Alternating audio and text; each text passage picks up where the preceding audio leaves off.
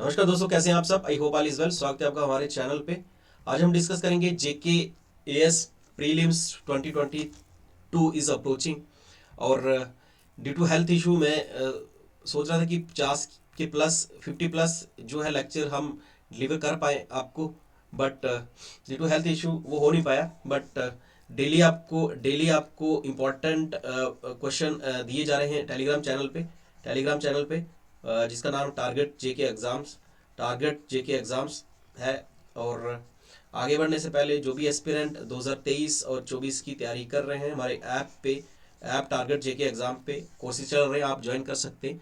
आज हम डिस्कस करेंगे जेके एस प्रीलिम्स, जेके एस मेंस 2022 का जो एग्ज़ाम है, उसमें एक दो टॉपिक है, जैसे एथिक्स का कुछ टॉपिक है, तो उसको मैं पहले डिस्कस करूंगा, फिर मैं क्वेश्चन बताऊंगा कि क्वेश्चन को कैसी अप्रोच होनी चाहिए हमारी उस क्वेश्चन को लिखने के लिए। तो सबसे पहले एथिक्स की बात करते हैं। GS4 में आपका ये कंपोनेंट है। GS4 में इस तरह से कुछ मैं डिस्कस करता रहूँगा, बट कुछ क्वेश्चन जो इंपॉर्टेंट रहेंगे वो टेलीग्राम पे मैं शेयर करता रहूँगा, क्योंकि एस्पिरेंट्स उसके आंसर की लिख रहे हैं, वो आप ऐप पे डायरेक्टली अपलोड कर सकते हैं।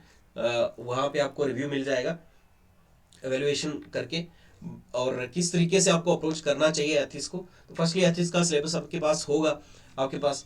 तो जो क्वेश्चन था, एक क्वेश्चन इंपॉर्टेंट मैं डिस्कस करता हूँ। वो क्वेश्चन इंपॉर्टेंट इसलिए क्योंकि अगर आप एथिक्स की बात जब भी करते हैं, तो who is the originator of ethics. तो एथिक्स में मेनली कंसर्न क्या है, किस चीज़ की हम बात करते हैं। तो फर्स्टली हम डिस्कस करते हैं कि व्हाट इज़ एथिक्स। तो हम GS4 का एक टॉपिक है, क्वेश्चन है एक, जो question 2000 civil services mains examination 2019 में पूछा गया है, उसको डील करेंगे। क्वेश्चन आप लिख लीजिए, और इसको लिखना है आपने मेरे साथ साथ में। पहले मैं क्या करूंगा, थोड़ी सी थ्योरी डिस्कस करूंगा, मेनली कंसर्न की ethics, why we have to read ethics, definition क्या है बेसिक एथिक्स की। और Socrates is called as father originator of ethics. तो उनको पढ़ने की इंपॉर्टेंट है कि सॉक्रेटिस का क्या मेन रोल रहा है और क्यों एथिक्स लाई गई इंपॉर्टेंट है। वो कुछ मैं कंसेप्ट डिस्कस करूंगा। साथ में आपने लास्ट के 7 मिनट में मेरे साथ साथ साथ में आपने क्वेश्चन लिखना है। वो क्वेश्चन आपने पहले लिख लेना है। तो वो क्वेश्चन है जो 2019 में यूपीएससी के मेंस में क्वेश्चन आया है। तो वो आपने लिखना है अभी, कि what is an unexamined life, an unexamined life is not worth living, life is not worth living. ये क्वेश्चन था। साथ में इसमें लिखना है what does this quote mean to you.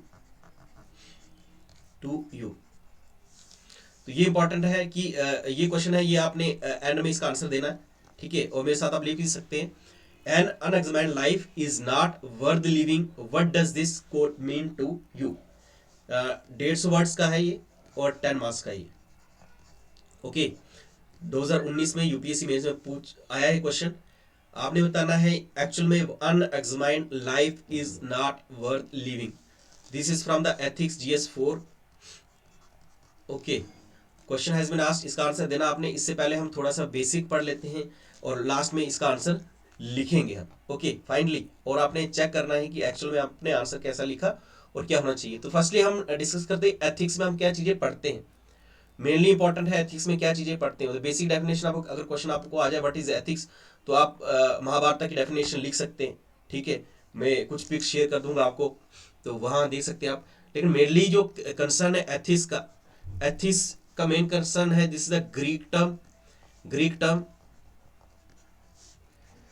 जिसका मतलब है इथोस और एथिकोस। बेसिक मतलब है इसका करेक्टर, या फिर मैनर, या फिर हैबिट। ये आ गया हमारे पास।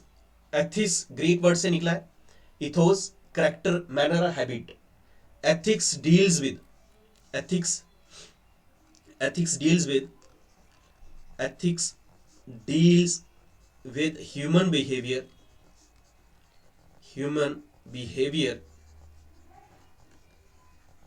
of what ह्यूमन बिहेवियर के साथ तो डील करती है एथिक्स, लेकिन ऑफ व्हाट ह्यूमन बिहेवियर। तो ये मेनली इंपॉर्टेंट है कि ethics deal with the human behaviour human behavior. But what of human behavior? Human behavior, it deals with it deals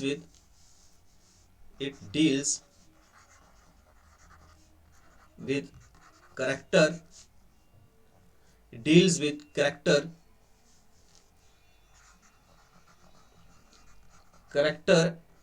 conduct of what?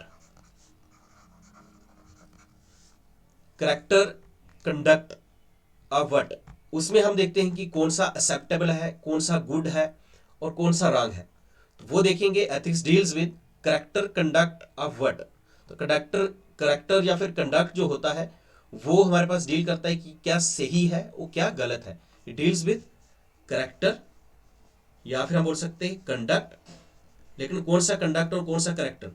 तो इसमें हम बोल सकते हैं कि दिस इज एक्सेप्टेबल, जो कि सोसाइटी में एक्सेप्टेबल हो, गुड हो, राइट हो, ठीक है। इस तरह से हमारे पास रॉन्ग हो, बैड हो, रिजेक्टेबल हो। तो वो करेक्टर एथिक्स में मेनली हम डिस्कस करते हैं what is good, what is bad, good और बैड। मेनली हमारे पास गुड और बैड, ठीक है, गुड और बैड। तो इसको हमने सिग्निफाई करना कि what is good, what is bad, ठीक है। और ये हम how we will come to know which behaviour is right and which is wrong. Main है कि हम कैसे जानेंगे कि कौन सा जो बिहेवियर है वो राइट है या रॉन्ग है। वो हम जानेंगे, वो हम जानते हैं थ्रू द एथिक्स की नॉर्मेटिव थ्योरी से। किससे? Normative theories, normative theories, normative theories या फिर हम बोल सकते हैं theories of ethics, theories of ethics, theories of ethics. जैसे for example theories of ethics में कौन कौन सी एथिक्स की थ्योरीज हैं, तो वो हम देखते हैं। Mainly theories of ethics, human values, society norms, traditions, religious values, law आ गया, फैमिली आ गया। यहाँ से हमारे पास क्या होती है, हमें यहाँ पता चले कौन सी चीज सही है कौन सी गलत। जैसे हमारे फैमिली से हम क्या सीखते हैं कि ये चीज करनी चाहिए और ये चीज नहीं करनी चाहिए, ये वही हमें लॉ से भी वही पता चलता है। तो हम बोल सकते हैं थ्योरीज ऑफ एथिक्स। और कौन कौन सी थ्योरीज है, जैसे हमारे पास डियांटोलॉजी है, डियांटोलॉजी थ्योरी है, टेलीलॉजिकल थ्योरी है। इस तरह से हमारे पास जैसे थ्योरी हमारे पास ह्यूमन वैल्यूज है, ह्यूमन वैल्यूज हैं, सोसाइटी की नॉर्म्स होते हैं। उस तरह से हमारे पास लॉ आ गया, फैमिली आ गया। ऑल दीज आर क्या है, हमें पता चलता है कि हमारा बिहेवियर कैसा होना चाहिए, गुड और राइट। वही हम क्या करते हैं एथिक्स में मेनली कंसर्न करते हैं, एथिक्स में वही पढ़ते हैं, राइट। तो अभी हम देखते हैं कि morals ethics literally meaning the study of moral principle. क्या है? Moral of principle, moral principle, moral principles. Ethics में मैं कीवर्ड बोल देता हूं कि कीवर्ड्स कौन कौन से होते हैं जो पूरी एथिक्स में आपके काम आएंगे, पूरी एथिक्स में काम आएंगे। Good, good, honest, simplicity, simplicity, truth, ये कीवर्ड है जो आपने यूज करने हैं। ट्रांसपेरेंसी, अकाउंटेबल, ऑनेस्ट आ गया। इस तरह से हमारे पास वैल्यूज, वैल्यूज इंपॉर्टेंट है, कीवर्ड्स है। Values, morals, ethical values. What is the basic difference between the moral value and ethical values? Moral values हो सकता है कि एक इंसान की अपनी एक मॉरल वैल्यू हो, एक अपना एथिकल बिलीफ हो। एथिकल एज ए मतलब as a larger part society level पे, ये मॉरल हो गया इंडिविजुअल लेवल पे आपकी वैल्यूज, ठीक है। और ये कीवर्ड है जो आपने यूज करने हैं एथिक्स में, ठीक है। Ethics literally meaning the study of moral principle. Ethos means character. It is ethics is a discipline based on logical justification of human actions. Logical justification, logical justification, logic important है, logic and reasoning important है। Okay, fine. अब हम discuss करते हैं Socrates जो है, Socrates के बारे में थोड़ा सा पढ़ना इंपॉर्टेंट है, क्योंकि तभी हम क्वेश्चन के बारे में थोड़ा सा डिस्कस कर पाएंगे। ठीक है, तो सॉक्रेटिस के बारे में थोड़ा पढ़ना इंपॉर्टेंट है, उसके बारे में थोड़ा सा देख लेते हैं कि सॉक्रेटिस को पढ़ना इंपॉर्टेंट क्यों है। फाइन, तो let us discuss about the Socrates. Socrates Socrates पढ़ने से पहले हमें यह पता होना चाहिए कि सोफिस्ट भी कोई थे, सोफिस्ट भी कोई थे। सॉक्रेटिस ग्रीक फिलोसफर है, मेन रोल इनका है, इनको बोला जाता है originator of ethics, originator of ethics. अगर इसमें ही हम बात करें तो सॉक्रेटी एक्चुअली अगर बात करें सॉक्रेटिस के बारे में पहले देख लेते हैं। सॉक्रेटिस एक्चुअल में सॉक्रेटिस को बोला जाता है कि imagination of the Plato, imagination, this the imagination of the Plato. Plato is also a western political thinker, और ये इनके गुरु रहे हैं सॉक्रेटिस। और बोला जाता है कि सॉक्रेटिस ने बोला आई know nothing, I know nothing. Socrates said that I know nothing, important है, but Socrates is also called as the wisest man of this earth। अगर इसको बोला गया वाइजेस्ट मैन, सबसे समझदार आदमी, वो जो खुद बोल रहा आई नो नथिंग, तो इंपॉर्टेंट है कुछ। ये प्लेटो की इमेजिनेशन है। Socrates is nothing but a imagination of Plato. What type of imagination? It is imagination, perfect human being, perfect human being. This is the imagination of the Plato. Plato की imagination है कि Socrates क्या है, एक perfect human being है. He is the wisest man.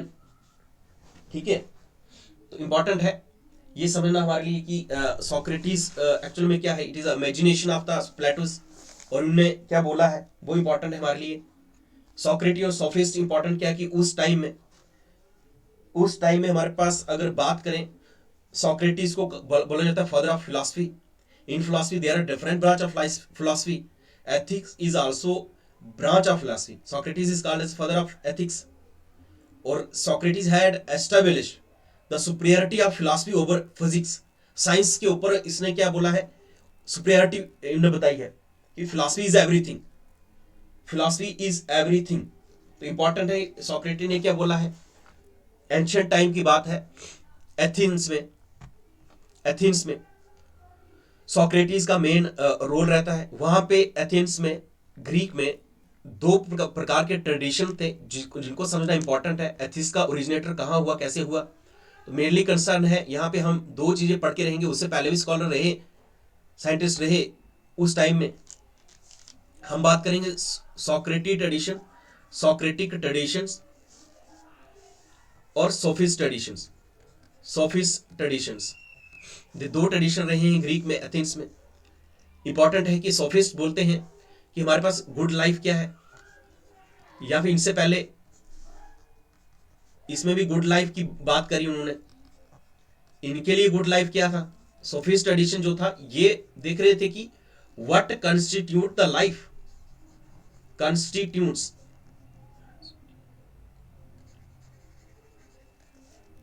the life.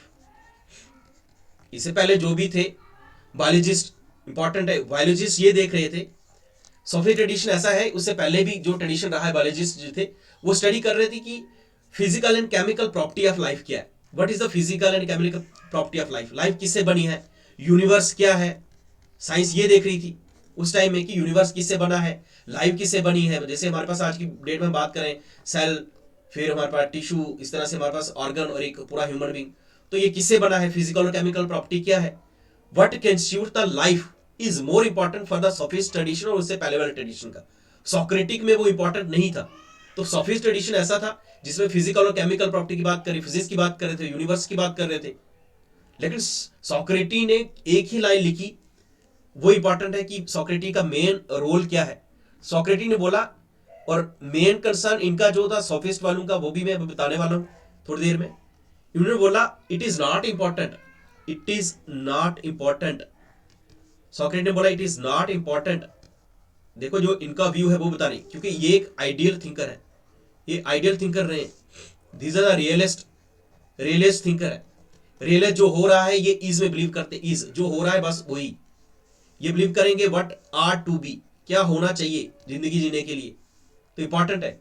Realist is में believe करते हैं what is more important, what are to be, what should be, the Socratic tradition, उसको बोलते हैं आइडियल थिंकिंग। रियलिस्ट हो गया जो मतलब व्हाट इज, जो चल रहा है वही चल रहा है, ठीक है, वो रियलिस्ट। आइडियल हो गया जो चाहते कुछ चेंजिंग आए। It is not important, Socrates बोला it is not important to know what is, but it is not important to know, it is not important to know what constitute the good life. Pen थोड़ा सा दिक्कत कर रहा है, but let us, it is not important to know what constitute the life, what constitute a life, rather it is more important, rather it is more important, it is more important to know, important to know what constitute good life, what constitute good life, constitute good life, good life। तो इनके लिए important था कि, इनके लिए important था कि भाई जो बायोलॉजिस्ट थे, बायोलॉजिस्ट जो थे, स्कॉलर जो थे, वो ये बता रहे थे कि universe is made up of air, atom etcetera. Biologist बता रहे थे कि हमारी जो लाइफ है वो बनी है, मतलब वो रिसर्च कर रहे थे, इसके लिए स्टडी कर रहे थे physical and chemical properties of life क्या है। बट यहाँ पे क्या था, सोक्रेटिस बोल रहा था but it is not important कि what constitute the life, rather it is more important to know what constitute good life. तो इन्होंने फोकस किया गुड लाइफ क्या है। सोफिस्ट बोलते थे उनके लिए गुड लाइफ क्या थी, अब हम पढ़ेंगे मेनली क्या था। सोफिस्ट से पहले वाला जो ट्रेडिशन था वो ये रिसर्च कर रहे थे यूनिवर्स किससे बना है, हमारा जो लाइफ बनी है, बॉडी बनी है, सेल से बना है, किससे बना है, वो रिसर्च कर रहे थे। तभी तो मैंने बोला स्टार्टिंग में कि सोक्रेटिस का जो ट्रेडिशन रहा, he had established the superiority of philosophy over physics, और he is called as the father of philosophy. इस पे क्वेश्चन बनता ही है क्योंकि जिनको फादर ऑफ फिलॉसफी बोला जा रहा है। तो मेनली आपने मेन डिफरेंस देखना है कि सोफिस्ट जो थे, सोफिस्ट वाले जो लोग थे, एक बिलीफ जो ट्रेडिशन था वो क्या बिलीव करते थे, और सोक्रेटिक क्या बिलीव करते थे। जो लोग सोक्रेटिस को मानते उनको बोलते सोक्रेटिक बिलीव करना, सोक्रेटिक ट्रेडिशन। जो लोग सोफिस्ट को बोलते थे उनको बोलेंगे सोफिस्ट ट्रेडिशन। तो मेनली जो इनके लिए गुड लाइफ क्या था वो मेनली समझना इंपॉर्टेंट है। आज की लाइफ में भी इंपॉर्टेंट है कि हम ये चीजों को समझ के चलें। फॉर एग्जाम्पल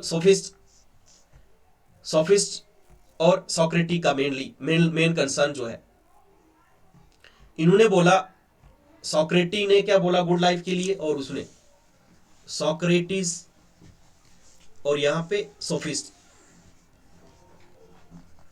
जो थे वो मेनली कंसर्न थे गुड लाइफ क्या है। उन्होंने बोला भाई गुड लाइफ क्या है, पैसा होना चाहिए अपने पास, मनी एंड पावर। वो बोलते कि मनी एंड पावर हमारे पास हो।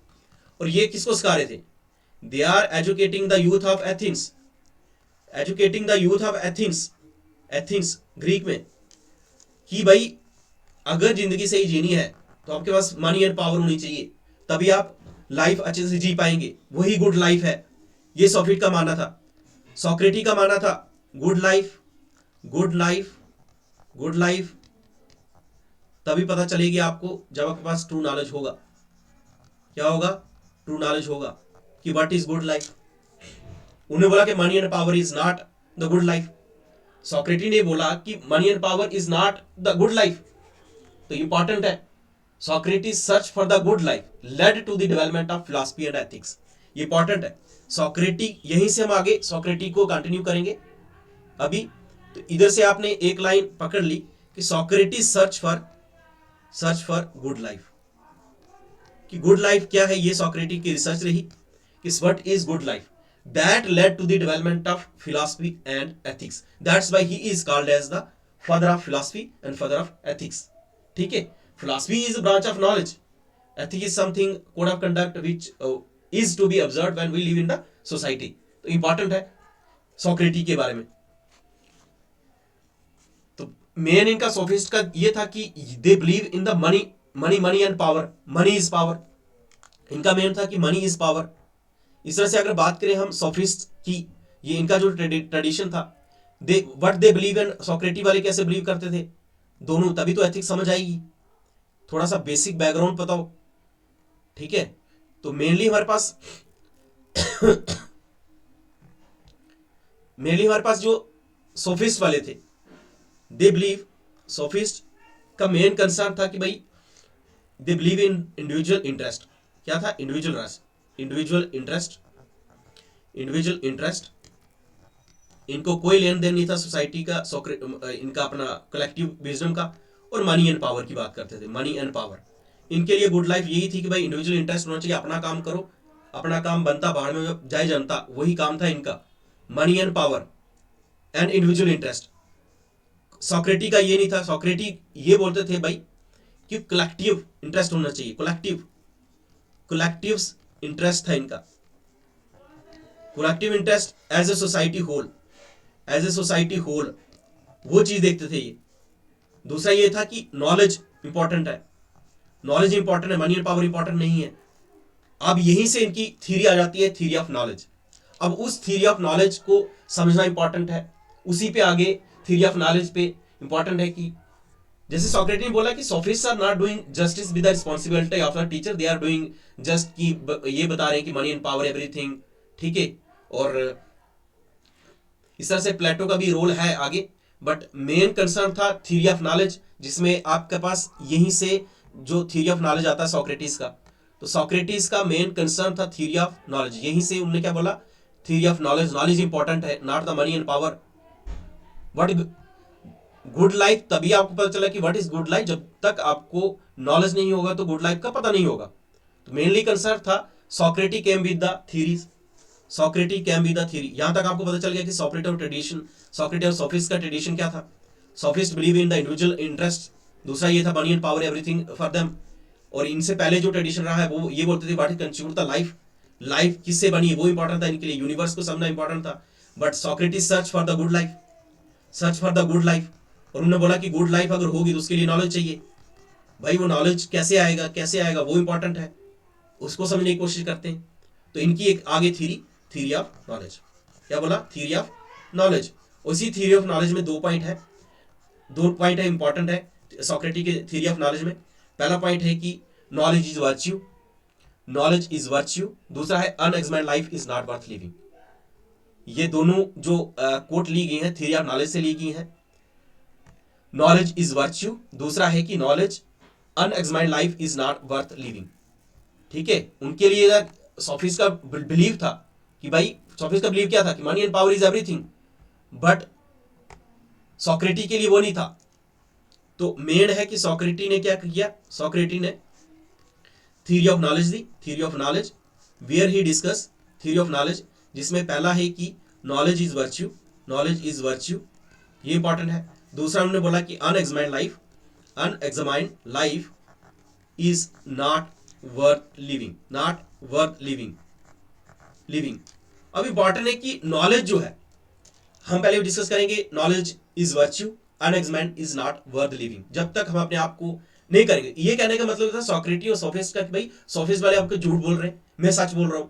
और जो सोफिस्ट वाले थे वो ये बोल रहे थे कि सॉक्रेटी झूठ बोल रहा है, हम सही बोल रहे हैं। तो मेनली कंसर्न क्या है, what is good life. Knowledge कैसे पता चलेगा कि भाई एक्चुअल में नॉलेज वो सही बोल रहे हैं या ये सही बोल रहे हैं। अब सॉक्रेटी जो था आइडियल था, सोफी जो थे वो rather we can say that the realist. जो according to Socrates, sophists are not doing the justice with the responsibility of a teacher. What is the responsibility of a teacher? Teacher should tell the truth. A teacher is supposed to tell what student ought or should to know rather than what they like to hear. तो ये important था कि teacher responsibility क्या है, वो क्या बोल रहे थे कि भाई मनी एंड पावर इंपॉर्टेंट है। सॉक्रेटिस बोलता वो इंपॉर्टेंट नहीं, पहले तो ये जानो कि भाई नॉलेज क्या है, गुड लाइफ क्या है, उसके बारे में नॉलेज देखो। तो बेसिक डिफरेंस अगर देखेंगे हम सॉक्रेटी और सोफिस्ट का, तो sophist believe that self interest has a priority over the collective. But अगर सॉक्रेटी की बात करेंगे, सोफिस्ट बोलेंगे दे believe that money and power is everything, is a source of good life. Money and power and is a source of good life, किसके according, sophist के according. लेकिन सॉक्रेटी के according ऐसा था ही नहीं। सोफिस्ट के अकॉर्डिंग क्या है हमारे पास, sophist they believe that self interest has priority over the collective interest. इस तरह से अगर मनी एंड पावर है तो वो भी उनके पास क्या है, सोर्स ऑफ गुड लाइफ है। But what is the position of Socrates, तो सॉक्रेटिस की पोजीशन कहां पे, तो वो इंपॉर्टेंट है। सॉक्रेटिस की पोजीशन क्या है, तो सॉक्रेटिस ने बोला it is not to think that society is not natural, man is by nature social animal, man can not live without society, we can not ignore the contribution of society in our life. Important है, यहीं से हमारे पास theory of knowledge आ जाती है और यहीं से आपने आगे स्टार्ट करना है थ्योरी ऑफ नॉलेज कि क्या एक्चुअल में इंपॉर्टेंट था। ओके, तो ये यहीं से हमारा जो क्वेश्चन है वो स्टार्ट हो जाता है, but was the basic behind the ethics. और यहीं से आपने लिखना है सॉक्रेटिस थ्योरी ऑफ नॉलेज, लिख सकते हैं आप, फिर आप क्वेश्चन पे डायरेक्टली डील करेंगे how to deal with that question. But question आपको अगर वर्चुअल एथिक्स पे भी आ गया, थ्योरी ऑफ नॉलेज पे आ गया, अनएक्सप्लेन्ड लाइफ पे आ जाएगा, तीन क्वेश्चन के एक ही तरह से एक ही बार में हम टैकल कर रहे हैं, इंपॉर्टेंट है। फादर ऑफ एथिक्स से क्वेश्चन तीन उनकी कोट इंपॉर्टेंट है। तो हम लिख रहे हैं सॉक्रेटिस की आपने लिखना है सॉक्रेटिस की theory of knowledge, theory of knowledge, Socrates का थ्योरी ऑफ नॉलेज इसी में है, नॉलेज इज वर्च्यू और unexplained life is not worth living, इसी के दोनों कोट है। लेकिन बेसिक थ्योरी ऑफ नॉलेज क्या है, तो हमें नॉलेज को समझना इंपॉर्टेंट है, तभी हमें पता चलेगा कि गुड लाइफ क्या है, इंपॉर्टेंट है। ठीक है, तो इसका कंटेक्स्ट क्या है, context of theory of knowledge, context क्या है, dissatisfaction, dissatisfaction, dissatisfaction with the Socratic scholars. Main क्या कंटेक्स्ट क्या है, थ्योरी ऑफ नॉलेज का मेन कंटेक्स्ट क्या है, अगर वहां पे प्री सोक्रेटिक स्कॉलर्स नहीं होते तो थ्योरी नहीं आती सॉक्रेट्स की, वहां पे सोफिस्ट नहीं होते तो वो नहीं आती। तो dissatisfaction with the pre Socratic scholar मतलब हो गया विद द सोफिस्ट ट्रेडिशन, और सोफिस्ट से पहले वाले जो बायोलॉजिस्ट थे, जो ये बोल रहे थे कि भाई life is made up of cell, universe is made up of atoms, तो ये बोलते but this is not the good life. Good life के बारे में हमें पहले नॉलेज होना चाहिए। दे, अब आप इसमें लिख सकते हैं they against themselves in knowing the physical property. अब बेन क्या था, प्री सोक्रेटिक स्कॉलर जो थे वो क्या थे, दे, अगर आप लिखना चाहते हैं तो लिख सकते हैं they against themselves in knowing the physical property of the universe rather than focusing on the spiritual properties. Fine, they engage themselves in knowing the physical property of the universe rather than focusing on the spiritual properties. But for Socrates, इसमें आपने लिख सकते हैं for Socrates it is more important to know that what constitute a good life, what constitute a good life। ठीक है, ये आप लिख सकते हैं, it is more important for Socrates, it is more important to know what constitutes the good life। Unlike physicists and unlike physicists and like Socrates did try to answer what constitute good life, what constitute good life। अब इन्होंने answer दिया है what constitute the good life. अब ये good life कैसे है उसको हम पढ़ने की कोशिश करेंगे कि गुड लाइफ एक्चुअल में क्या है। But there is a big difference between the meaning of good life given by the sophist and Socrates. Since the purpose of life is to lead a good life. ठीक है, अब basic difference इसमें आ जाता है कि इसमें आप basic difference लिख सकते हैं कि सोफिस्ट और सॉक्रेटिस का बेसिक डिफरेंस क्या था। तो इसमें आप लिख सकते हैं जैसे कि there was a big difference in the meaning of the great life given by the sophist and Socrates. ठीक है, नेक्स्ट हमारे पास आएगा इसी में, since the purpose of life is to led a good life,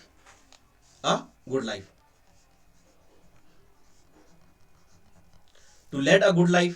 दूसरा point, to lead a good life one should to lead a good life one should have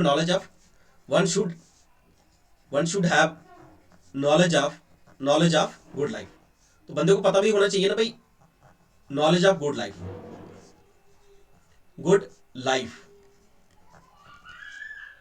according to Socrates. Third point आप लिख सकते हैं, according to Socrates one need not to go anywhere because our soul is the ultimate guide. तो इसमें लिख सकते हैं one one need not to go anywhere, according to Socrates one need not to go anywhere. Good life का पता कैसे चलेगा? तो उन्होंने बोला कि एक सोल जो है हमारे पास, सोल जो है अपनी सोल की सुने। तो थर्ड पॉइंट हमारे पास वही जो मैंने बोला, इसमें हमने बोला कि सॉक्रेटिस ने बोला कि soul is the ultimate guide, is your ultimate guide. अगर ये अल्टीमेट गाइड है, लेकिन इसका मैसेज समझने के लिए इन्होंने बोला कि हमें पता है गुड लाइफ के लिए क्या होना चाहिए। मैं अब इसको थोड़ा सा मिटा रहा हूं। सॉक्रेटिस ने बोला थ्योरी ऑफ नॉलेज में कि भाई गुड नॉलेज, एक गुड लाइफ होनी चाहिए। Life is all about the good life. Good life है तो हमारे पास क्या इंपॉर्टेंट है कि भाई गुड लाइफ में, गुड लाइफ कैसे आएगी, गुड लाइफ कैसे आएगी? तो नॉलेज होना चाहिए। नॉलेज कैसे आएगा? ट्रू नॉलेज भी, कौन सा वाला knowledge? True knowledge. True knowledge वो कैसे आएगा? तो बोलते हैं कि अपनी सोल की सुने। अगर सोल की सुनेंगे, ठीक है, to understand the message of soul, अपने पास क्या होनी चाहिए? रीजन होना चाहिए। रीजन होना चाहिए, सर्चिंग, सोल सर्चिंग होना चाहिए। अब ये सोल सर्चिंग या रीजन कैसे आएगा? For soul searching and reason Socrates propose the dialectics. Dialectics, dialectics मैंने क्या बोला? सॉक्रेटिस ने थ्योरी ऑफ नॉलेज दिया, उसने बोला कि भाई गुड लाइफ इंपॉर्टेंट है, उसके लिए नॉलेज होना चाहिए गुड लाइफ के लिए। बिलीव कौन सा ट्रू नॉलेज, वो कैसे आएगा? उन्होंने बोला कि भाई किसी को कहीं जाने की जरूरत नहीं है, अपनी सोल पे देखिए, सोल तुम्हारी अल्टीमेट गाइड है। लेकिन अगर सोल का अल्टीमेट गाइड है तो कैसे पता चलेगा कि भाई सोल का ये वाला मैसेज सही है और ये वाला गलत है? उसके लिए तुम्हारे पास तो रीजन होना चाहिए, सोल सर्चिंग होना चाहिए। और सोल को कैसे करेंगे? whenever we face ethical dilemma, the way to resolve it to understand the message of the soul. How to do soul searching, कैसे करेंगे सोल सर्चिंग करेंगे कैसे? तो सॉक्रेटिस ने बोला कि हम डायलैक्टिक्स करेंगे। अब डायलैक्टिक्स कैसे करेंगे? इधर तक समझ आ गया आपको? तो यहां पे हमारे पास डायलैक्टिक्स की बात करी। अब डायलैक्टिक्स क्या है? तो डायलैक्टिक्स इंपॉर्टेंट है समझना।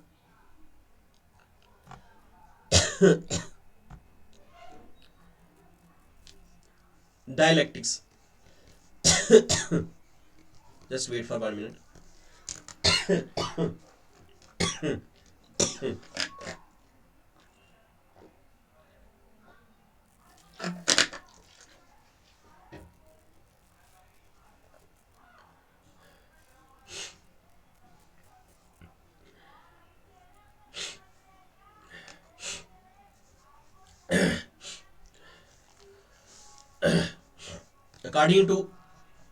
According to Socrates, dialectics represents dialogue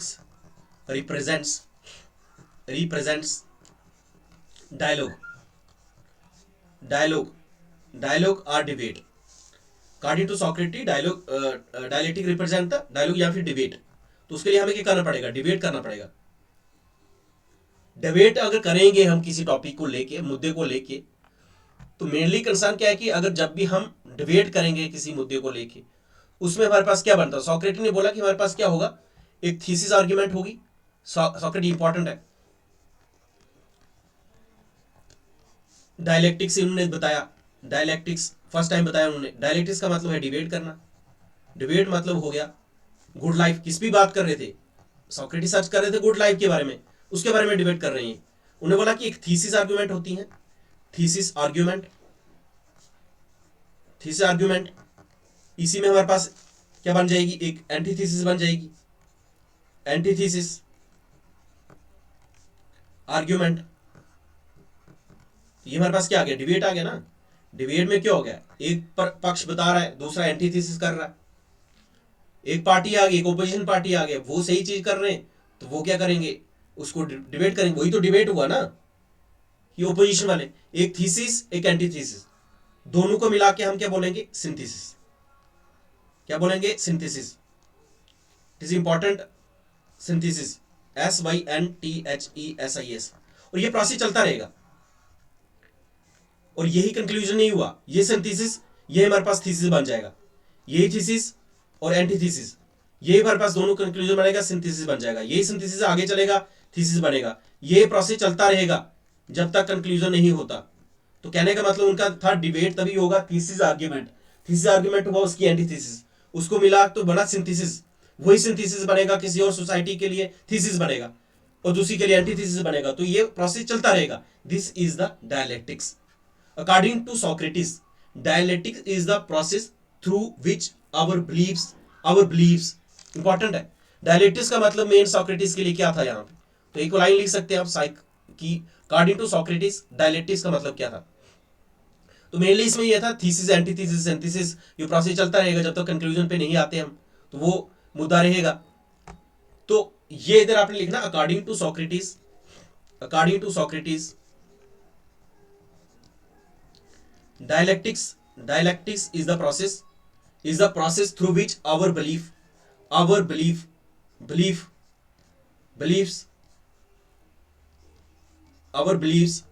या belief क्या होते हैं, get filter and change into true knowledge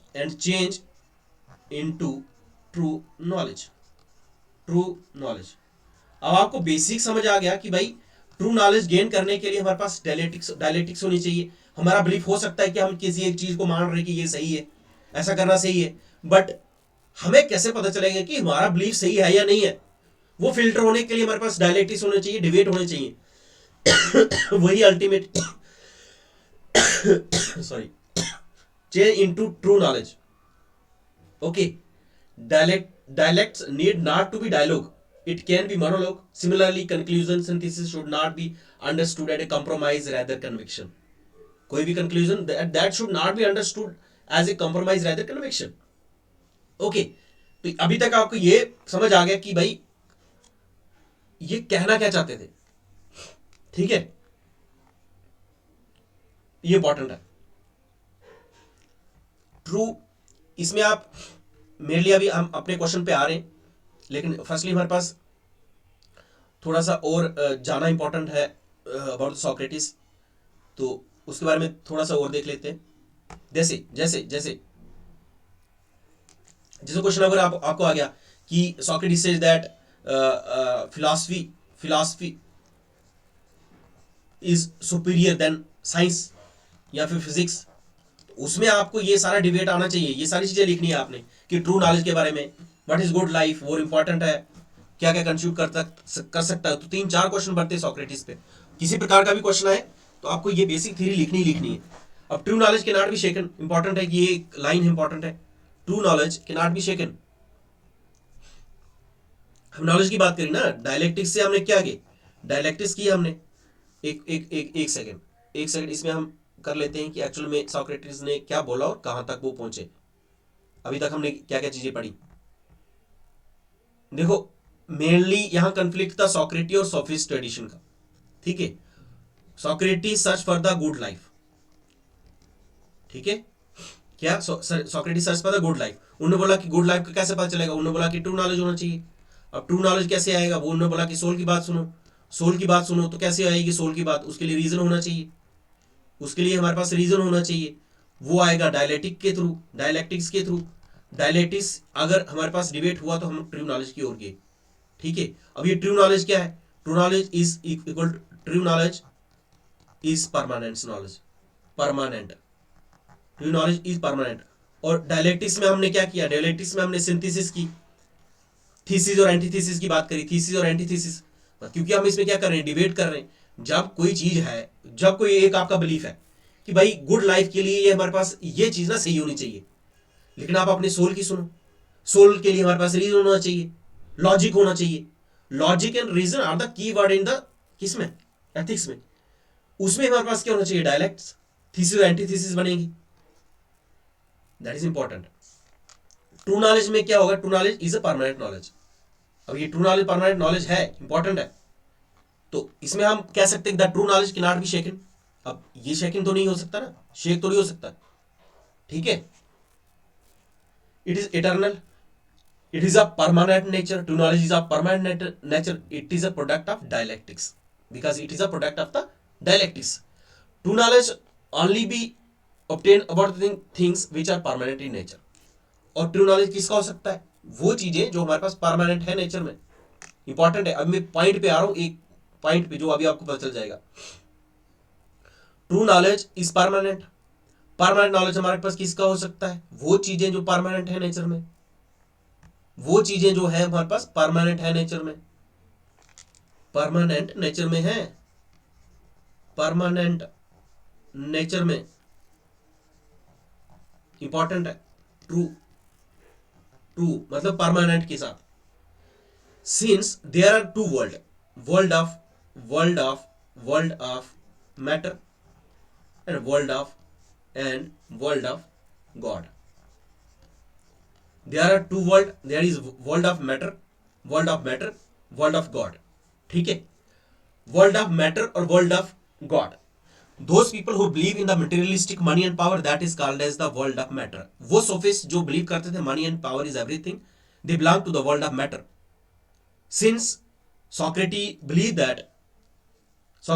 that true knowledge, good life can be attained, तो वो वर्ल्ड ऑफ गॉड की बात कर रहे हैं, आइडियल की बात कर रहे हैं। Since the world of matter is the world of matter, क्या है? वर्ल्ड ऑफ मैटर चेंज है ना भाई, world of matter is world of change. Important है यहां पे समझना। True knowledge about, true knowledge good life तभी जी सकते हैं हमारे पास ट्रू नॉलेज है। ट्रू नॉलेज जो होता है वो परमानेंट चीजों का होता है, जो चीजें चेंज हो रही हैं उसके हमारे पास ट्रू नॉलेज नहीं हो सकता है। तो वो वर्ल्ड ऑफ मैटर जो है, वर्ल्ड ऑफ मैटर जो है हमारे पास, world of matter, world of matter. अब ये इंपॉर्टेंट इसलिए भी है क्योंकि ये आपको ना केवल एथिक्स GS4 में, ऐसे में भी हमारे पास फिलोसफिकल ऐसे आते हैं, वहां भी काम आएगा ये वर्ल्ड ऑफ गॉड। इसलिए थोड़ा सा मैं ज्यादा पर्सपेक्टिव समझाने की कोशिश कर रहा हूं। Since this world of matter is a world of change, world of change, we cannot have permanent knowledge about the material things,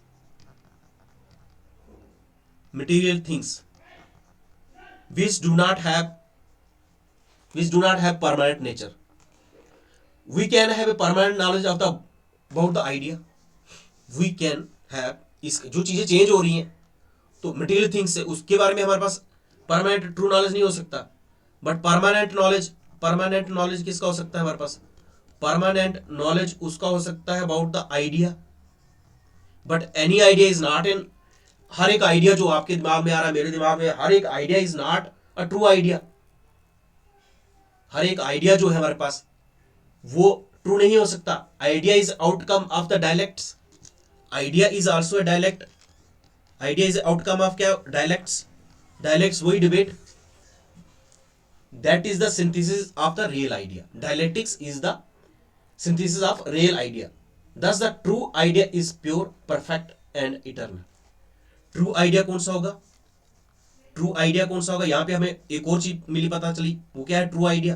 true idea कौन सा होगा? True idea is pure, perfect और इटर्नल। ठीक है, तो world of matter is a world of change, material things है। World of God is a permanent knowledge. Idea कैसे आएगा? डायलेक्टिक के थ्रू। और ट्रू आइडिया जो होगा, हर एक आइडिया थोड़ी होगा। ट्रू आइडिया वो कैसे होगा? Pure, perfect and eternal. There are two world of matter, world of God। The idea belongs to the world of God। तो आइडिया जो बिलोंग है ये हमारे पास किसके है? That belong to the world of God। Idea belong to the world of God. ये important है, world of God. अगर मेन फीचर हम मेनली कंसर्न करें कि what is idea belongs to the world of God, important है। It belongs to the world of perfection, perfection, या फिर बोल सकते हैं हम idea of God, world of God. किसकी बात करें? आइडिया की बात करें, आइडिया। तो फिलॉसफी क्या है? Philosophy is the study of idea. Philosophy क्या है? Philosophy is the study of idea,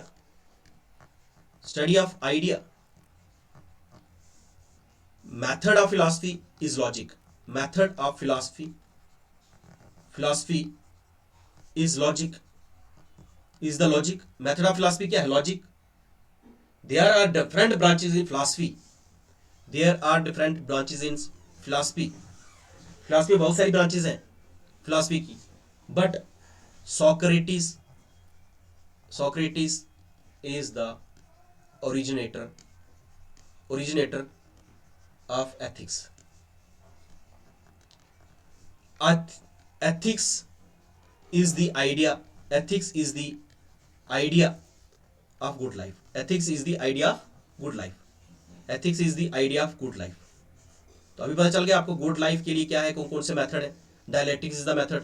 तो एथिक्स हम बोल सकते हैं ethics is the idea of good life.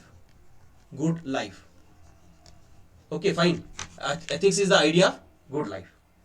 अब हम बात करें अगर ethics deal with what should be rather than what is. Ethics deal with what should be rather than what is. Ethics deals with, he the originator. हाँ बोल सकते हैं कि ethics deals with what should be, क्या होना चाहिए. What should or ought to be, ये important है. What should be, what ought to be, rather than what is. Rather than what is. Ethics deal with what should be or ought to be rather than what is. This is the ethics. This is the ethics. Important है ethics. अब हम actual में उस question पे हम जाते हैं जो हमारे पास क्वेश्चन था mainly. Unexamined life is not worth living. अब और नॉलेज इज वर्च्यू, दोनों स्टेटमेंट का मैं आंसर लिखूंगा. फर्स्टली ये एक क्वेश्चन, इसका आंसर लिखूंगा, फिर मैं क्वेश्चन लिखूंगा 2019 में आया एज ए मॉडल आंसर, वो कैसे लिखना चाहिए. तो पहले आपने लिखना है unexamined life is not worth living. Unexamined life is not worth living. ठीक है. ये सिंपल स्टेटमेंट जो सॉक्रेटिस की है इसको मैं लिखता हूं, आपने लिखना मेरे साथ. वो क्वेश्चन हम डील करेंगे 2019 वाला, क्योंकि ये इसमें हमने क्या चीजें देखी. एक तो नॉलेज इज वर्च्यू. नॉलेज अगर रिपीट करें हम, नॉलेज एक्चुअल में हम किस बारे में बात करें. नॉलेज में हमारे पास की टर्म्स क्या आई. अब जितना भी हमने पढ़ा इसमें की टर्म्स क्या आई. इसमें की टर्म्स हमने बार बार बात करी. सोफिस्ट ट्रेडिशन बार बार करी, सोक्रेटिस ट्रेडिशन. तो मेनली हमने यहाँ पे किन किन चीजों की बात करी. मेनली हमने बात करी हमारे पास गुड लाइफ की. बट कंस्यूट था गुड लाइफ मतलब हो गया आइडिया है, फिलॉसफी है. गुड लाइफ कैसे आएगी. गुड लाइफ जब हम सोल को पता चलेंगे. सोल मतलब हो गया रीजन तो मतलब ये कैसे आएगा. Dialectics it is also related to the ideology. Idea क्या है. फिलॉसफी है. वो फिलॉसफी जो डील करती है गुड लाइफ के लिए. Good life that is called the ethics. तो dialectics is the main concern. तो हमने एक वर्ड देखा good life. Virtue ethics, true knowledge. फिर हमने देखा कि भाई world of God is the world of God is a world of perfection. Reason keyword, dialectics keywords, good life keywords, true knowledge keywords. These are the keywords जो हमने अभी तक सीखे. ठीक है. इसी को अप्लाई करेंगे हम. Unexamined life is not worth living. तो मेन ये था कि डायलैक्टिक्स में उन्होंने बोला कि हम जब भी बात करेंगे, डिबेट करेंगे किसी चीज पे, हमारा जो बिलीफ होगा वो क्या होगा, फिल्टर होगा. अगर फिल्टर होगा तो वो हमारे पास कहीं ना कहीं ट्रू नॉलेज की ओर की निशानी है. ट्रू नॉलेज तभी आएगा. तो मेनली है कि फिल्टर आउट करना. तो यही तो है unexamined life is not worth living. जब तक हम एग्जामाइन नहीं करेंगे अपने आप को, फिल्टर नहीं करेंगे, अपने बिलीफ को वही रखेंगे जो हमारे पास सड़े गले पुराने बिलीफ होंगे, तो अगर वही रखेंगे तो हम फिल्टर नहीं कर पाएंगे, ट्रू नॉलेज की तरफ हम नहीं जा पाएंगे. वही कंसर्न था कि unexamined life is not worth living हो गया. जब तक हम अपने लाइफ को एग्जामाइन नहीं करेंगे, सर्च नहीं करेंगे, अपने डिबेट नहीं करेंगे, डायलेक्ट नहीं करेंगे क्या हमारे लिए सही है क्या नहीं है, तो तब तक हम अपनी लाइफ को वर्थ लिविंग ले सकते हैं. गुड लाइफ नहीं हो सकती. यही मेन कंसर्न था सॉक्रेटिस का. तो उसी पे हम अब लिखने वाले हैं. Unexamined life is not worth living कैसे स्टार्ट करना है आपने. If you are from the political science student, political background, PSI or political science and international relation, or this question may be asked in the political science also because that is also important. लेकिन ethics में हम उस तरीके से लिख सकते हैं. तो मेनली में क्वेश्चन जो डील करना है हमने तो वो लिखिए आप. Unexamined life is not worth living. तो मैं स्टार्ट करूंगा. Socrates is known as, answer लिख रहा हूं इसका directly, known as father of ethics. scholars before scholars before the Socrates what try to understand। अब मेरे पास, मैं बोर्ड पे लिख रहा हूँ तो इसलिए मैं उस तरीके से नहीं चल रहा हूँ, बट आपने क्या करना है, आपने पूरे A4 शीट में लिखना है उसी तरीके से, ठीक है। पूरी ऐसे लाइन में लिखना है, ऐसे करके पूरा लाइन में, फिर ऐसे करके पैराग्राफ फिर इधर से चेंज करना है, ऐसे पैराग्राफ जब भी चेंज करना आपने उस तरीके से। मैं तो बोर्ड पे लिख रहा हूँ ना, इस पे एग्जैक्टली लिखा नहीं जा रहा है। Fine. Scholars were trying to understand the physical property, ये लिख सकते हैं आप, physical property. Scholars were trying to understand the physical property of life. However, property. However, however, however, Socrates felt that it is not enough. It is not enough. It is not enough to know what constitute life. Rather, the important question is what constitute good life. ये हमारे पास एक para आ गया, rather it is important what constitute the good life। तो ये हमारे पास आ गई introduction, ठीक है। ये हमारे पास इंट्रोडक्शन आ गई कि Socrates is known as father of ethics, और सॉक्रेटिस से पहले जो स्कॉलर्स थे, सोफिस्ट जो थे, वो बिलीव करते कि physical world is everything, but Socrates ने बोला कि it is not important to know what control the life, it is important to know the good life. तो पैराग्राफ सेकंड में हम स्टार्ट करेंगे, तो हम लिखेंगे life is, this is the paragraph second, life is most precious gift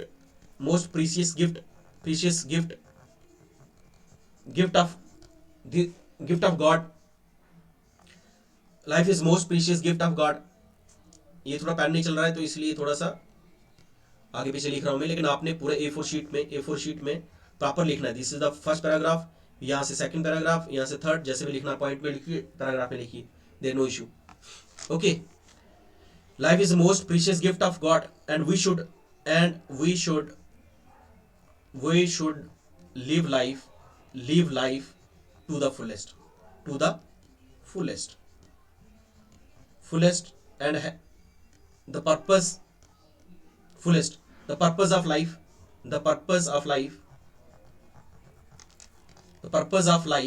is to lead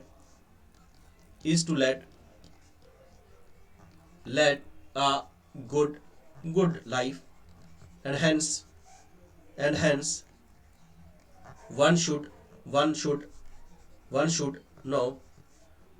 know what is good life। one should have the knowledge of what is good life। one should have knowledge what is the good life, ठीक है। Third paragraph में आपने start करना है, third paragraph, one should have knowledge of good life.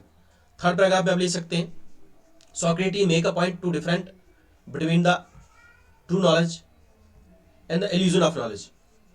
Third paragraph में आप लिख सकते हैं, Socrates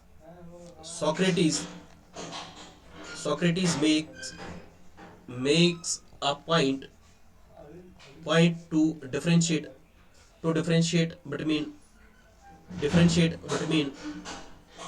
between true knowledge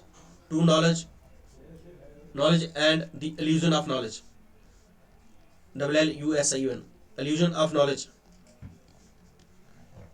ठीक है। only true knowledge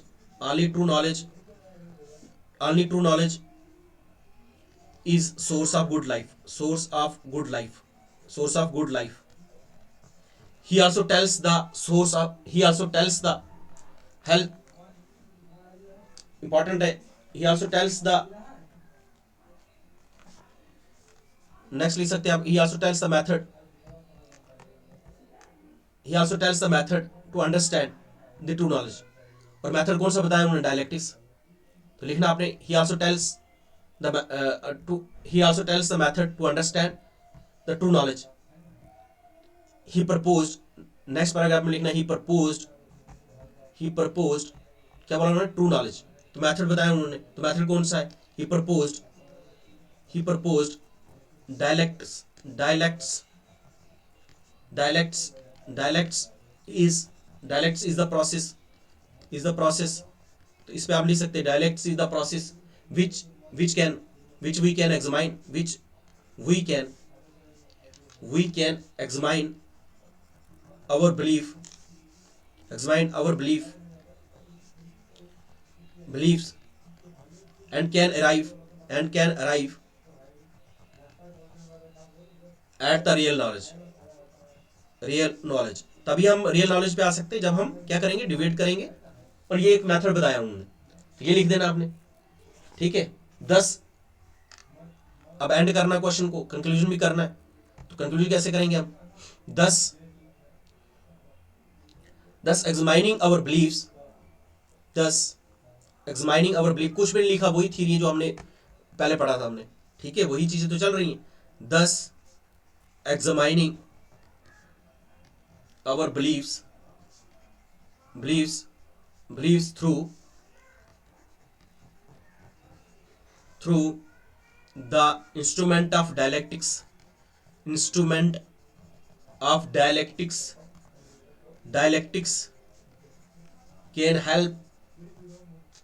can help us in attainment of life, in attainment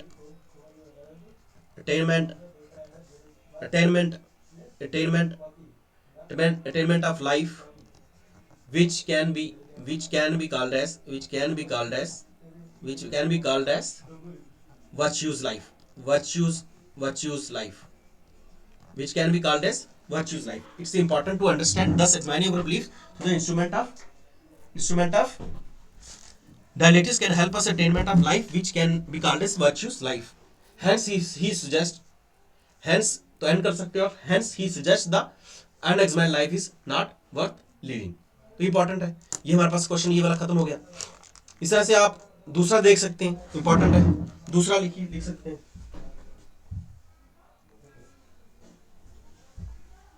दूसरा आप लिख सकते हैं, या फिर इसी में आप अगर आप आगे लिखना चाहें तो लिख सकते हैं, no one can deny the relationship between the knowledge and the betterment of human beings and the society. We can say that many of the contemporary problems like crime, corruption, etc. can be tackled if we educate our people with the right kind of knowledge. Today we recognize the importance of value-based educations to improve the society as well as the political system. तो ये आप एक तरीके का लिख सकते हैं आप। अब दूसरा जो है knowledge is virtue is the same thing. दूसरा जो ये थ्योरी है इनकी सोक्रेटिस की, नॉलेज इज वर्च्यू, और क्वेश्चन आए तो कैसे लिखेंगे आप, नॉलेज इज वर्च्यू अगर सेकंड अगर आएगा तो इंपॉर्टेंट है कि कैसे लिखेंगे आप। सेकंड क्वेश्चन हमारे पास ये भी आ सकता है, knowledge is virtue, this is the quote by the Socrates, ठीक है।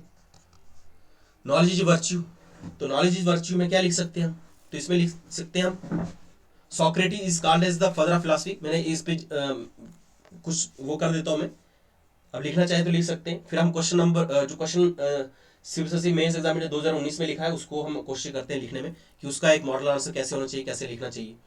तो इसमें बोल देता हूं मैं, knowledge is virtue, Socrates is called as the father of philosophy, as father of philosophy he has established the superiority of philosophy over the physics. He also established the linkage between the philosophy and good life. Second paragraph में start कर सकते हैं, Socrates has given the theory of knowledge where he makes the distinction between the true knowledge and the illusion of knowledge. He held that the true knowledge come when we put our beliefs to the test of dialectics.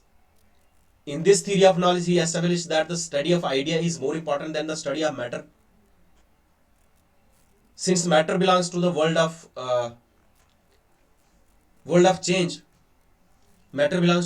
change, we cannot have permanent knowledge about the things which are changing. उनके बारे में हमें नहीं पता हो सकता है।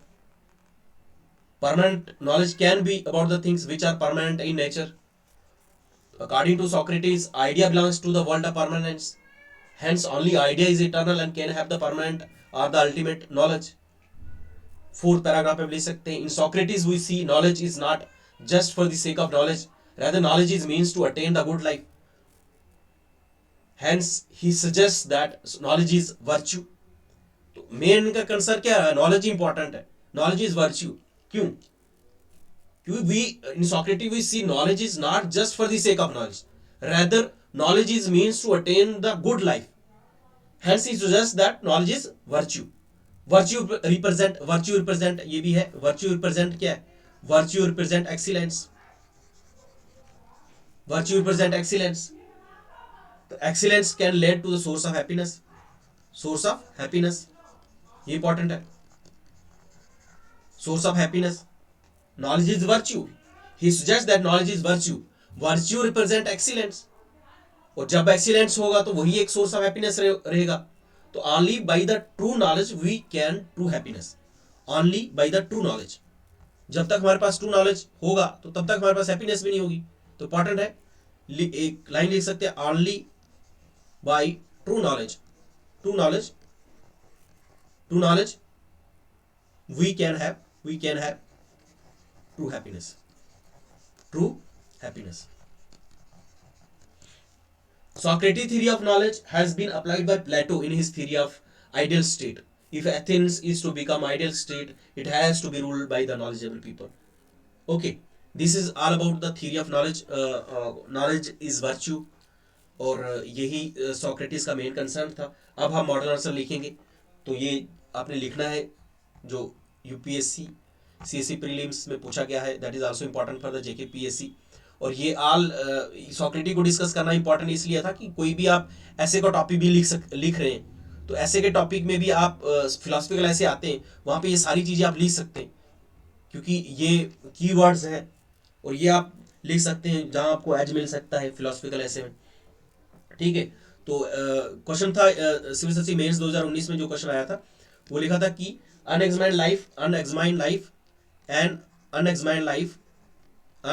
Life is not worth living।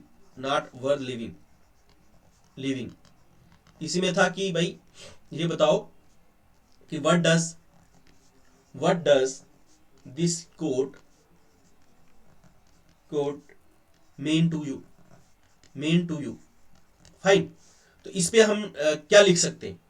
तो ये 150 वर्ड का था, 10 मार्क्स का था, तो आपने सीधा सीधा लिखना है, मेरे साथ साथ में लिखना है आपने। बिल्कुल 7 मिनट में क्वेश्चन खत्म होना चाहिए, 150 वर्ड का, अप्रॉक्सीमेटली 2 पेज तक क्वेश्चन होना चाहिए, आंसर आपका शीट्स इंपॉर्टेंट है। और मेक श्योर कि आप ये गलती ना करें, जैसे for example you are writing की गवर्नमेंट, तो ऐसे करके नहीं लिखना, आपने पूरा स्पेलिंग लिखना गवर्नमेंट का, ठीक है, या फिर जी। तो ये रखना इंपॉर्टेंट। और कोई भी कीवर्ड्स होते हैं, कीवर्ड्स को आपने क्या करना है, अंडरलाइन करना इंपॉर्टेंट है कीवर्ड्स को। क्वेश्चन स्टार्ट करने से पहले बता रहा हूं मैं, आप पैराग्राफ में लिखिए, कोई चक्कर नहीं, आप पॉइंट वाइज लिखिए, कोई इंपॉर्टेंट वो इंपॉर्टेंट, लेकिन पॉइंट पीछे लिखिए। और क्वेश्चन हमेशा ये इंपॉर्टेंट है कि क्वेश्चन जो आपके जेकेपीएससी के जो मेंस के पेपर होगा, क्वेश्चन ऑलरेडी लिखे होंगे उस पर, आपने जाके सिर्फ आंसर लिखने हैं। आपके पास 3 से 4 पेज दिए होंगे, लेकिन आपके पास 4 पेज दिए, 4 के 4 नहीं भरने, 150 वर्ड है, 2 पेज लिखिए। ट्राई करिए कि आपको कम लिखें, कम शब्दों में मैक्सिमम चीजें कितनी आप दे सकते हैं, वो इंपॉर्टेंट है। ठीक है, 250 वर्ड्स पूछा है तो भाई 3 पेज लिखिए, 2.5 पेज तो लिखना ही है, 1.5 से 2 पेज लिखने हैं 150 वर्ड में, 250 में 3 के आसपास पेज लिखने हैं आपने। ठीक है, तो इंपॉर्टेंट है कि कितने पेज भरने हैं, वो भी इंपॉर्टेंट है। क्वेश्चन लिखे होते हैं ऑलरेडी जेकेपीएससी मेंस में, पेपर जब ओरिजिनल पेपर देने जाओगे वहाँ पे शीट दी जाती है, वहाँ पे ऑलरेडी क्वेश्चन लिखे होते हैं, सिर्फ जाके आंसर लिखना है। वो कहीं से भी क्वेश्चन स्टार्ट कर सकते हैं, लास्ट से, एंड से, बीच में से, जो भी क्वेश्चन आपको आते हैं वो लिख सकते हैं। लेकिन ट्राई करिए कि अगर 20 क्वेश्चन आते हैं GS1 में, GS1 में 2 में, तो 20 में से आपके पास 19 क्वेश्चन अटेम्प्ट होने चाहिए।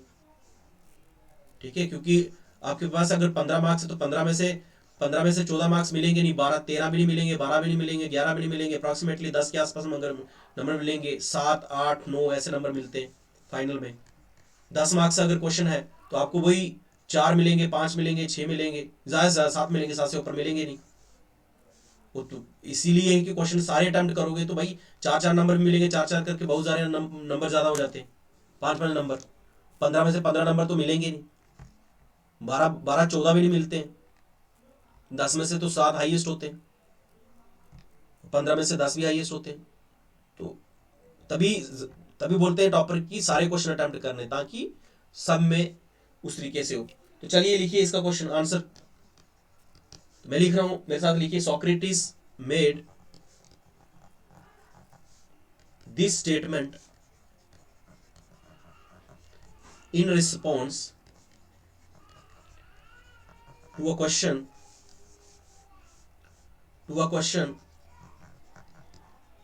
as to why he could not simply remain quiet.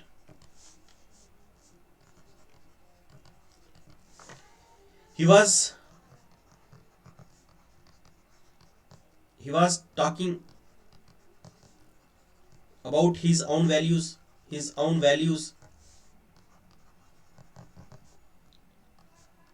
not applying this universally. Applying this universally. Okay, next इसमें आप लिख सकते हैं, जस्ट वेट, इसको मिटा देते हैं। आई डोंट नो लेक्चर कितना लंबा गया है, बट इंपॉर्टेंट था कुछ डिस्कस करना। he believed that he believed that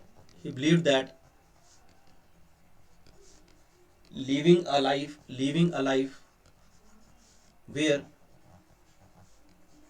you live under under the rules of others,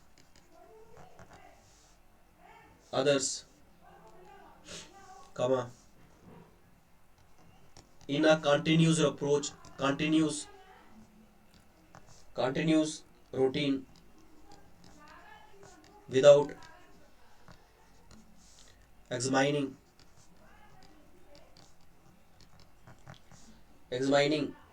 what you actually want out of it is not worth living.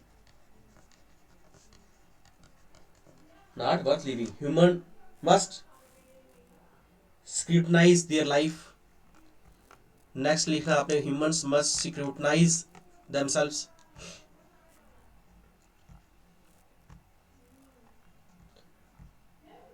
Just wait, मेरे को तो बोर्ड पे मिटाना पड़ेगा ना, आपको कॉपी पे डायरेक्टली लिख रहे हैं आप। Humans must scrutinize their lives their lives in order to live a fulfilled one। बस ये हमारे पास इंट्रो होगी। अब हम लिखेंगे बॉडी में पीछे लिखना है कि बॉडी लिख रहे हैं हम, डायरेक्टली क्वेश्चन स्टार्ट करना है। मेनली होता है क्वेश्चन जब भी स्टार्ट करना है, उसमें हमारे पास इंट्रो प्लस अप्रोच कैसी रहनी चाहिए, intro plus body plus conclusion होना चाहिए। ठीक है, तो इंट्रो हमने डाल दिया। ट्राई करिए कि इंट्रो सबसे छोटी हो, 4 से 5 मतलब लाइन की हो, बस उससे ज़्यादा इंट्रो नहीं देनी किसी की भी, कोशिश करनी है। ओके, तो बॉडी में हमने बॉडी नहीं लिखना है पीछे कि हम बॉडी लिखने वाले या कंक्लूजन लिखने वाले, डायरेक्टली लिखना है आपने कि इससे पीछे लिख रहे हैं बॉडी, इसके नीचे कंक्लूजन दे रहे हो तो कंक्लूजन लिख रहे हैं, वो लिखना नहीं है, वो सिर्फ अप्रोच होती है। लिखना हमने डायरेक्टली वही है। इस पर लिखना है हमने बॉडी में आई एग्री, यहाँ सेंटर से स्टार्ट कर सकते हो। I agree with the view, उस पर लिखा है ना कि what does this quote mean to you, तुम्हारे लिए क्या है, तो लिखना I agree with the view that one should scrutinize मैं साइड पे लिख रहा हूँ, पेन उधर वर्क नहीं कर रहा है बोर्ड पे। ठीक है, तो आपने तो डायरेक्टली लिखना है आपने, scrutinize and examine our beliefs। ठीक है, I agree with the view that we should scrutinize and examine our lives. For example, wisdom. For example, अनएक्समाइंड का मतलब तुम्हारे लिए क्या है, क्वेश्चन में पूछा गया तुम्हारे लिए क्या है, तो वहां पे हमें खुद लेना पड़ेगा कि भाई इसका मतलब क्या है मेरे लिए। तो वहां हम लिख सकते हैं for me for me for me un for me unexamined का मतलब क्या है, लाइफ मीन्स। अनएग्जामाइंड लाइफ का मतलब क्या है, तो आप लिख सकते हैं फर्स्ट कि attainment of wisdom. For me examined life क्या होगी, एग्जामाइंड लाइफ क्या होगी, मेरा मतलब ये लिखना आपने। फॉर मी एग्जामाइन, अगर मैंने अपने आप को एग्जामाइन किया है, ठीक है, उसका मतलब क्या है मेरे लिए, उसका मतलब अनएग्जामाइन नहीं, अगर मेरे लिए एग्जामाइन का मतलब क्या है, attainment of wisdom and intellectual humility. Intellectual humility. दूसरा आप लिख सकते हैं इसमें focuses on self development, pursuit of goodness, virtue etcetera. Third आप लिख सकते हैं इसमें कि भाई इसका मतलब क्या हुआ, एग्जामाइन लाइफ का मतलब हो गया विजडम, इंटेलेक्चुअल ह्यूमिलिटी इंपॉर्टेंट है, ह्यूमिलिटी, गुडनेस, सेल्फ डेवलपमेंट, यही तो हुआ, सेल्फ डेवलपमेंट तो होगी अगर अपने आप को एग्जामाइन करेंगे, वर्च्यू आएंगी, गुडनेस आएगी। तो थर्ड लिख सकते हो आप इसमें कि भाई एग्जामाइनिंग राइटसनेस और wrongfulness of my action, righteousness or wrongfulness of my actions। तो दिस इज एग्जामाइन लाइफ मेरे लिए क्या है। फिर आप लिखिए कि भाई अनएग्जामाइन लाइफ मेरे लिए क्या है।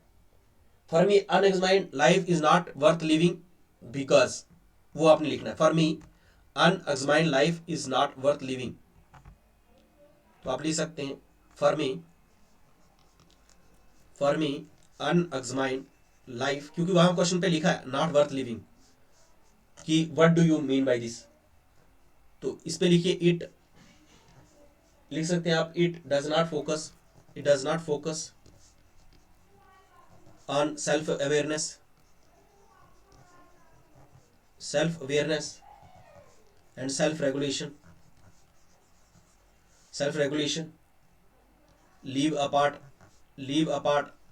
देखो आपने स्पेलिंग पूरे लिखना है, REGU नहीं लिखना है, आपने सेल्फ रेगुलेशन पूरा स्पेलिंग लिखना है, लीव अपार्ट, हेल्पिंग अदर्स, ठीक है। दूसरा इस पे आप लिख सकते हैं person is unaware of his strength weakness. तो जब वो एग्जामाइन नहीं करेगा तो उसको पता क्या चलेगा, जब हम अगर अपने आप को एग्जामाइन नहीं करेंगे भाई हमारे में पोटेंशियल कितना है, कितना फोकस है, कितनी वीकनेस है। फॉर एग्जाम्पल अगर हम पेपर देने जाएंगे जेके यूपीएससी मेंस का, तो हमें क्या पता चलेगा भाई हमारे में स्ट्रेंथ क्या है, वीकनेस क्या है। बैठे बैठे तो कोई बोलेगा भाई आसान है, करेगा तो तब पता चलेगा ना दूसरे बंदे को। तो क्या हो जाएगा, अनएग्जामाइंड लाइफ इज, जब तक हम एग्जामाइन नहीं करेंगे अपने आप को तब तक कुछ पता नहीं चलेगा। तो उसके लिए क्या हो गया, example best, person is unaware, उसको पता ही नहीं है भाई तुम्हारी क्या क्षमता। हो सकता है कोई बंदा ऐसा बेला बैठा हो जो पेपर को अच्छे तरीके से कर पाए, लेकिन वो दे नहीं रहा है। तो मतलब क्या आ गया, अपने आप को हमें क्या करना है, एग्जामाइन करना है। उसको पता ही नहीं है स्ट्रेंथ क्या है आपकी, वीकनेस क्या है। जब तक हम हमें एग्जामाइन नहीं करेंगे तो ये चीजें हो सकती हैं, virtues, vice etcetera. And we are living क्या, and life's a robotic life without contributing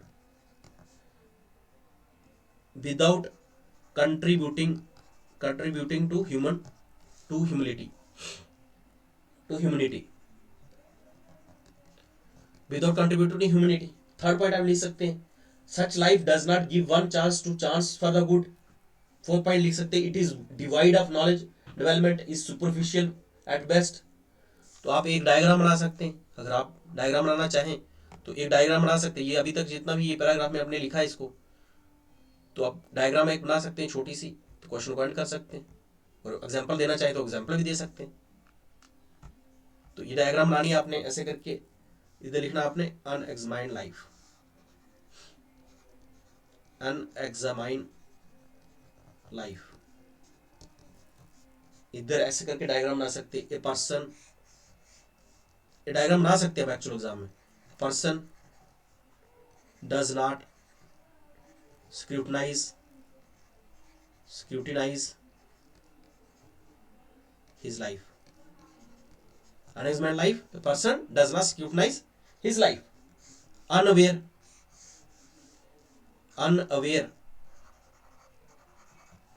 किसके?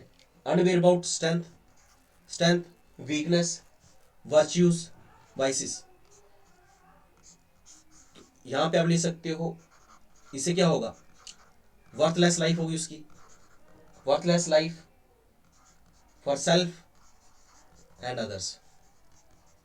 देखिए इस डायग्राम से हमें क्या पता चला? अनएग्जामाइंड लाइफ होगी, a person does not synchronize himself, unaware about his strength, weakness, virtues, तो होगा उससे क्या? Worthless life for self and others के लिए क्या होगी? वर्थलेस लाइफ होगी। ये एक्चुअल में इस क्वेश्चन का मीनिंग पूरा निकला। एग्जाम्पल आप अगर देना चाहें तो एग्जाम्पल भी दे सकते हैं आप, और एग्जाम्पल देना इंपॉर्टेंट भी है। एग्जामिनर को भी पता चलेगा कि भाई आपने डायग्राम भी बना दी, सॉक्रेटिस जो कहना चाहता वो भी, और अपना पॉइंट व्यू भी रख लिया आपने। तो यही एक अच्छा आंसर की ट्राई होती है। 10 में से अगर 7 नंबर मिले आपको 6, तो वही बेस्ट होता है। एग्जाम्पल लिखिए आप, उसके बाद हम लेक्चर को एंड करेंगे। एग्जाम्पल कोशिश करनी है कि कोई सिंपल सी एग्जाम्पल लिखनी है आपने। एग्जाम्पल 1 और एग्जाम्पल 2, 2 एग्जाम्पल लिखनी है अपनी एग्जाम्पल। जैसे what do you mean happiness for you, happiness में कुछ भी एग्जाम्पल लिखिए। भाई ऑनेस्ट रह के मैं काम करता हूँ, हार्ड वर्क करूंगा तो मेरे को खुशी होगी। डेली वर्क में कर रहा हूँ, अगर मैं दौड़ रहा हूँ, रनिंग कर रहा हूँ, मैं पढ़ रहा हूँ, शाम को मेरा अगर वो काम सक्सेसफुल हो जाता है, हार्ड वर्क जो मैं करता हूँ, तो मैं अपने आप वर्क को लेके ऑनेस्ट रहता हूँ, तो मेरे को हैप्पीनेस फील होती है। ठीक है, कीवर्ड है ऑनेस्ट, काम करता हूँ मैं, हार्ड वर्क की हूँ, हार्ड वर्क करता हूँ, उसके बाद मेरे को खुशी होती है, that is the happiness. Example जैसे ऑनेस्ट की एग्जाम्पल आपको पता होना चाहिए, सिंपैथी, एम्पैथी, मॉरल, एथिक्स, सारी एग्जाम्पल इसकी पता होनी चाहिए। मॉरल्स की, what is the basic difference between the moral and ethics, what is the definition of honest, hard work की क्या है, एम्पैथी की क्या है, सिंपैथी की क्या है, ट्रांसपेरेंसी की क्या है, अकाउंटेबल की क्या है, वो सारी पता होनी चाहिए आपको। एग्जाम्पल लिखिए इसमें, एग्जाम्पल लिखिए, even after Balakot strikes Pakistan lives in a state of denial when questioned about its terrorist. It is taking a hit on the various fronts like FATF because it is living unworthy earns my life. या फिर एक question example आप लिख सकते हैं, एक example अच्छी है, जैसे कि ये वाली एग्जांपल आप लिख सकते हैं एग्जाम में। A public servant, a public servant, a public servant who is aware of corruption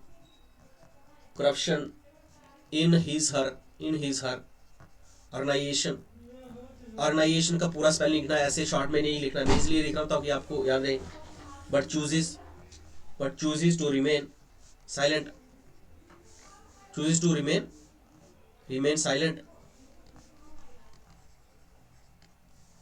for fear for personal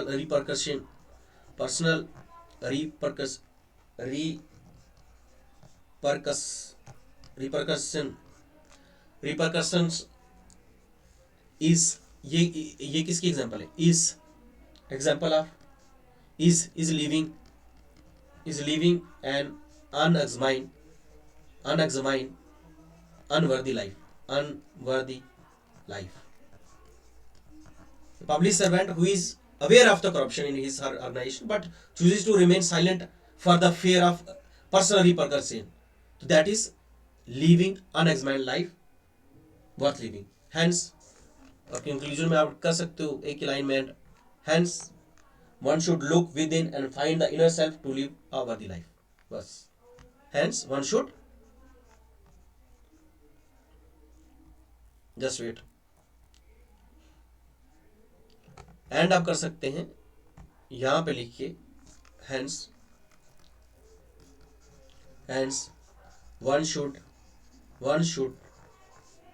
look within and find the inner self to live a worthy life. This is all about today.